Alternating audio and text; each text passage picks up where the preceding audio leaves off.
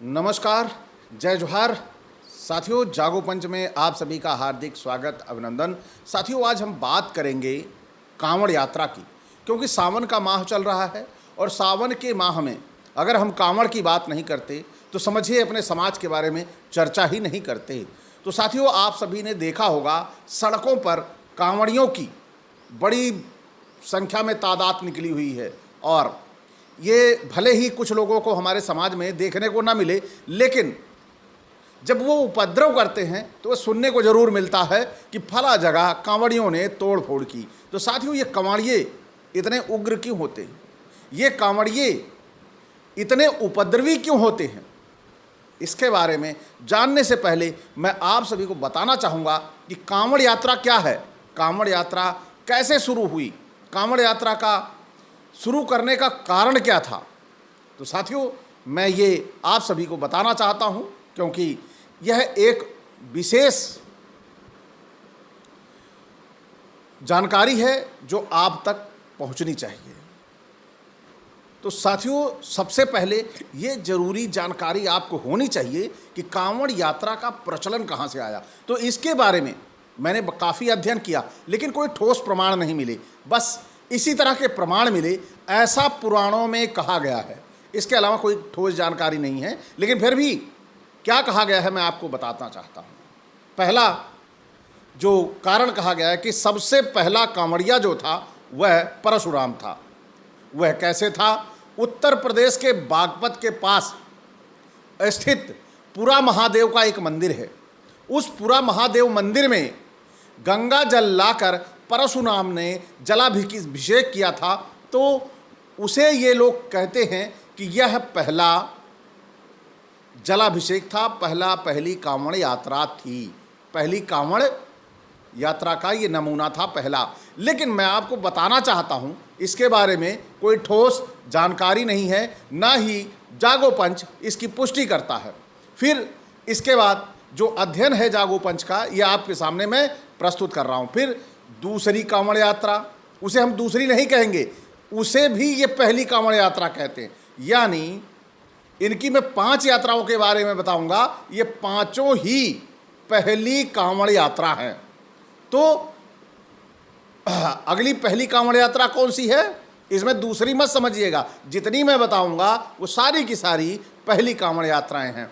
तो दूसरा है श्रवण कुमार थे पहले कांवड़िए। अब आप कैसे कहेंगे कि श्रवण कुमार थे पहले कांवड़िए? उसके बारे में इन्होंने भी बड़ा अच्छा व्याख्यान किया है, बड़ा अच्छा लिखा है। तो त्रेता युग में श्रवण कुमार ने पहली बार कांवड़ यात्रा आरंभ की थी और अपने माता पिता को कांवड़ में बैठाकर वह हिमाचल के ऊना क्षेत्र में गए थे, जहां उनके माता पिता ने मायापुरी यानी हरिद्वार में स्नान करने के लिए कहा था। तो श्रवण कुमार वहाँ पर उनको ले गए और वहाँ पर उनको स्नान करवाया और स्नान करवाने के बाद वहाँ से जल भरकर वो वापस लौटे। तो ये थी पहली कांवड़ यात्रा। तो साथियों, आप सभी को मालूम हुआ 2 कांवड़ यात्राएं हुई और दोनों ही पहली थी। और अब मैं बात करूँगा तीसरी कांवड़ यात्रा की। लेकिन यह भी जब शुरुआत हुई थी कांवड़ यात्रा की तो पहली ही कांवड़ यात्रा थी। तो ये पहली कांवड़ यात्रा राम ने कैसे शुरू की थी? तो राम भी जो थे कुछ मान्यताओं के अनुसार, यानी ठोस जानकारी, ठोस आधार नहीं है, कुछ हमारे यहाँ मान्यताओं को ही महत्व दिया जाता है हमारे समाज में। अगर मान्यताएं ऐसी हैं कि हमारे समाज में लोग मुंह से कहने लगे कि यहाँ पहले बहुत बड़ा टीला था, वह टीला बह के समतल हो गया, तो हमारे समाज में ऐसी मान्यताएं हैं कि वह मान लेते हैं, यह उनके अंदर ये सोचने की शक्ति नहीं होती है कि वह टीला बहते बहते कैसे समतल हो गया। इसके बारे में सोचने की शक्ति हमारे समाज में नहीं है, क्योंकि हम भारत में निवास करते हैं। फिर बात करते हैं हम राम की। तो जो चलती आ रही है मान्यता, यानी मान्यताओं में कहा गया है, तो राम भी क्या किए, उनको पहला कांवड़िया कहा गया कि राम पहले कांवड़िए थे। उन्होंने बिहार के सुल्तानगंज में से कांवड़ यात्रा में अपनी गंगा जल लाकर भरकर बाबा धाम में शिवलिंग पर चढ़ाया। जब सुल्तानगंज से गंगा जल लाकर उन्होंने बाबा धाम में शिव पर चढ़ाया और उसके बाद फिर वहाँ से वो जल लेकर अपने घर को गए या जहाँ भी गए होंगे, यह थी पहली कांवड़ यात्रा की शुरुआत। कहाँ से ये शुरुआत हुई, फिर हम बात करते हैं। फिर अगली, यानी जिसे मेरी भाषा में कहा जाएगा चौथी कांवड़ यात्रा।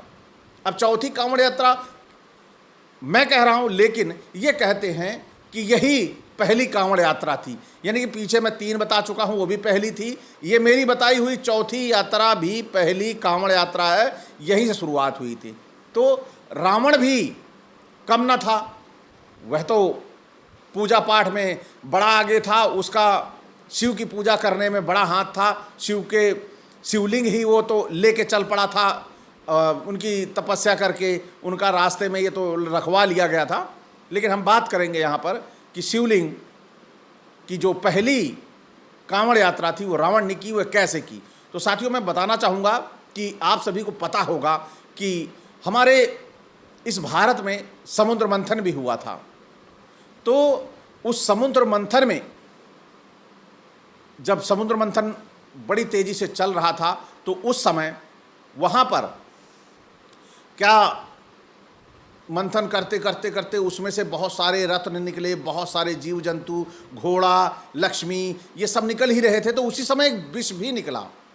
तो उस विष को भोलेनाथ यानी महादेव यानी शिव ने पी लिया। यानी लोग विष को फेंक देते हैं, लेकिन हमारे यहाँ शिव ने उस विष को पी लिया। जब उसको पी लिया तो पूरा गला उनका जो है नीला हो गया। अब जहर कोई पिएगा तो नीला पीला होगा ही, तो नीला हो गया। तो उस जल को जब उन्होंने पिया, गले में उनके बड़ी दिक्कतें, कई विकार उत्पन्न हुए। तो उस समय रावण ने उन पर जल चढ़ाने का काम किया, जलाभिषेक का काम किया। तो उसी जलाभिषेक को जो रावण ने किया था, उसको ये कांवड़ यात्रा की, कांवड़ की पहली कांवड़ की बात बताते हैं। तो साथियों, ये यहीं पर नहीं थमा कि ये पहली ही कांवड़ यात्रा यहाँ शुरू हुई। आप सभी इसे ठोस प्रमाणिक जानकारी नहीं कह सकते हैं।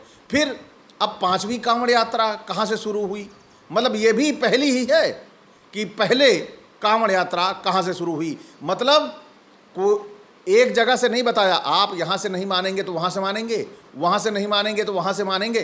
कहीं से तो आपके अंदर ये विश्वास जगेगा कि पहली कांवड़ यात्रा कहाँ से शुरू हुई।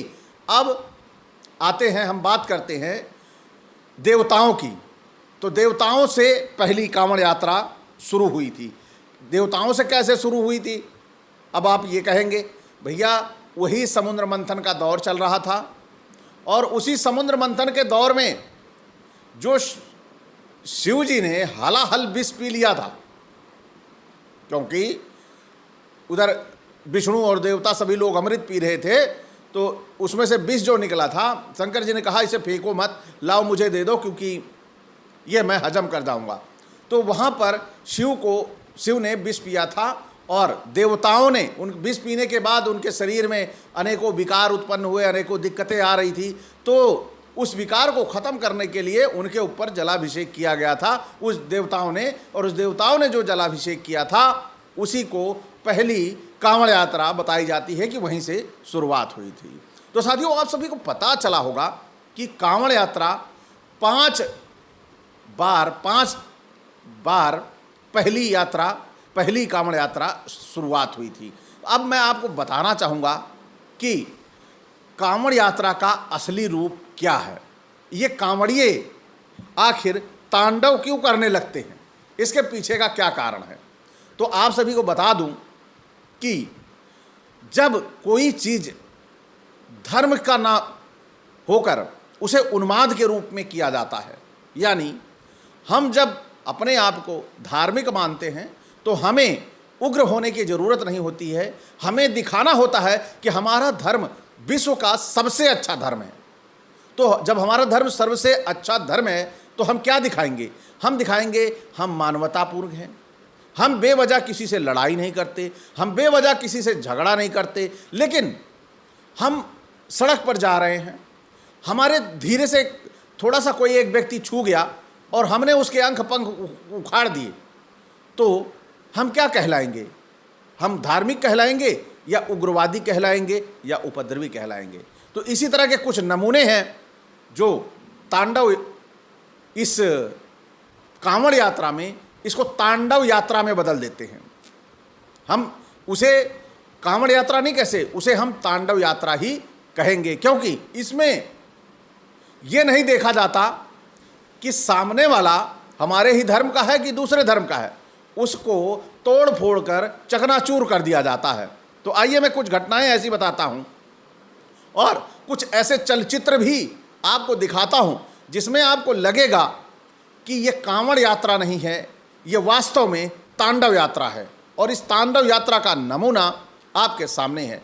तो मैं निकाल के इसे लाया हूं कहीं फेसबुक से, कहीं ट्विटर से, और यानी कि सोशल मीडिया के प्लेटफार्मों से इसे मैं निकाल के लाया हूं। तो पहला है, हरिद्वार रुड़की में कांवड़ियों को देखने को मिला तांडव, यानी कांवड़ियों का देखने का मिला तांडव, कांवड़ियों ने कैसे तांडव किया।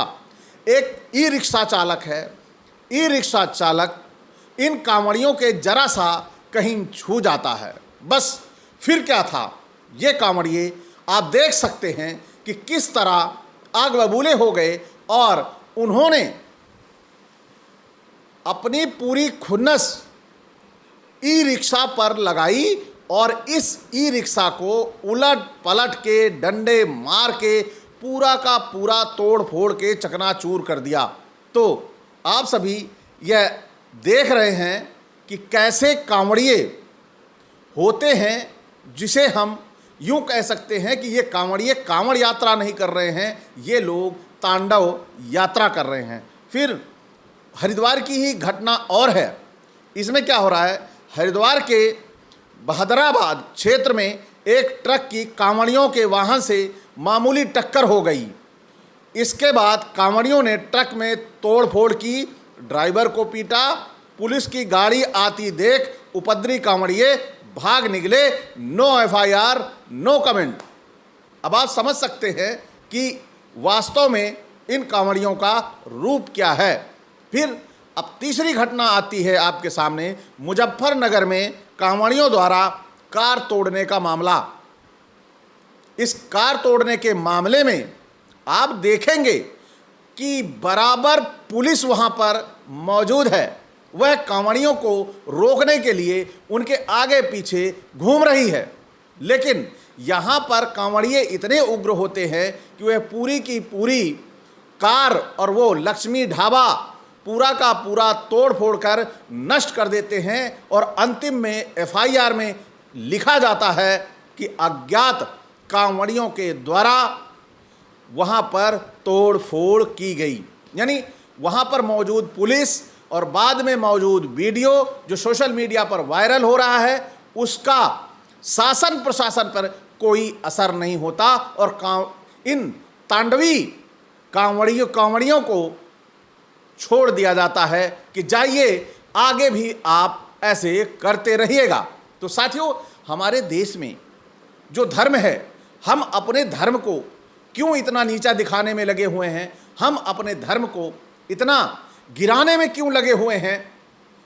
एक उपद्रव कर कर अपने समाज में ऐसे ऐसे धर्म के नाम पर कार्य कर कर जिसे हमें हमारे इस धर्म को नीचा देखने को मिले। अभी हमारी सरकार ने भी कुछ ऐसा ही काम कर दिया। वह भावनाओं में बहकर उसने कहा कि जितने भी ठेले हैं उन ठेलों पर जो दूसरे मुस्लिम धर्म से आते हैं वह अपने ठेलों पर नाम लिख कर स्लिप चिपकाएंगे। लेकिन यहाँ की कोर्ट संज्ञान लेती है मामले को और वह समझती है कि यह देश धर्मनिरपेक्ष है, यहाँ के सभी धर्मों की भावनाओं का सम्मान किया जाना चाहिए, वह इस पर रोक लगा देती है और हमारी सरकार बैकफुट पर हो जाती है और वह शर्मिंदगी में इस बारे में कोई ना कुछ बोल पाती है, ना कोई जवाब दे पाती है। तो साथियों, धर्म हमारा, देश हमारा और इस देश के रहने वाले लोग कोई हिंदू, मुस्लिम, सिख, ईसाई नहीं है। सबसे पहले वह भारतीय है और अगर सबसे पहले वह भारतीय है तो हमारा दायित्व बनता है कि हर भारतीयों की भावनाओं की, हर भारतीयों के सम्मान की कद्र करें और उसकी रक्षा करें। और सबसे पहले हमारा दायित्व बनता है कि अगर हम जिस धर्म से हैं, हमें चाहिए कि हम सबसे पहले वरीयता दें दूसरे के धर्म का सम्मान करना। तो साथियों, आप सभी को ये जो पूरा का पूरा वीडियो आपने देखा, इसमें आपने देखा ये तांडव करते हुए कांवड़िए क्या यह हिंदू धर्म के सम्मान को बढ़ाते हैं या हिंदू धर्म का सीधे सीधे अपमान करते हैं और हिंदू धर्म को एक उपद्रवी धर्म बताने का काम करते हैं, दिखाने का काम करते हैं। अगर आपको ऐसा कुछ लगता है तो आप कमेंट में ज़रूर बताएं और यह अपने आसपास की घटनाओं को जो ऐसा ये कांवड़िए करते हैं, क्या ये धार्मिक हो सकते हैं? क्या ये ईश्वर के मार्ग में जाने वाले लोग लगते हैं, या आपको लगता है कि यह आवारा और हमारे समाज के जो निठल्ले लोग हैं, नाकारा लोग हैं और जो नशेड़ी लोग हैं, वे सड़कों पर निकल पड़ते हैं और रास्ते भर उपद्रव करते यह धर्म का अपमान कर, धर्म को अपमानित करने का काम कर रहे हैं? तो इसे कमेंट में ज़रूर लिखिएगा। और आज का ये वीडियो आपको कैसा लगा? अगर अच्छा लगा हो तो लाइक करें और जो नए साथी देख रहे हैं वो सब्सक्राइब करना ना भूलें। साथ ही बेल आइकन की घंटी दबा लें जिससे हमारा नोटिफिकेशन आपको मिल जाए और आपको पता लग जाए कि जागो पंच का अगला वीडियो आ गया है। और साथियों, कांवड़ यात्रा या यूँ कहें कि ये शिवलिंग पूजा क्यों शुरू हुई, शिवलिंग पूजा की शुरुआत कैसे हुई, अगर ये जानना चाहते हैं तो हमारा अगला वीडियो ज़रूर देखिएगा। मैं लेके आ रहा हूँ कि शिवलिंग पूजा क्यों शुरू हुई, इसके पीछे का सबसे बड़ा रहस्य क्या है। इसी के साथ आपसे विदा, नमस्कार, जय जोहार।